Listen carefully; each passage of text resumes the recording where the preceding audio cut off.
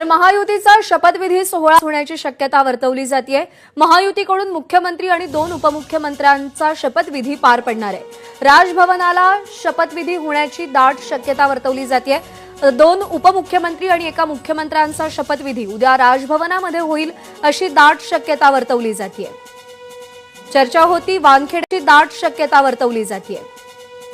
चर्चा होती वानखेडे स्टेडियमची, पण सध्या जी माहिती हाती येते त्यानुसार महायुतीचा शपथविधी सोहळा होऊ शकतो आणि सगळ्यात आधी मुख्यमंत्री आणि 2 उपमुख्यमंत्र्यांना शपथ दिली जाईल।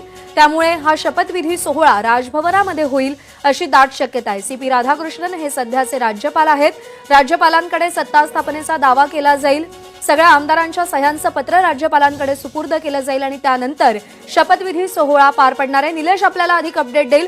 निलेश, पुढच्या पायऱ्या नेमक्या आता काय असतील? राजभवनामध्ये शपथविधी होईल अशी दाट शक्यता आहे।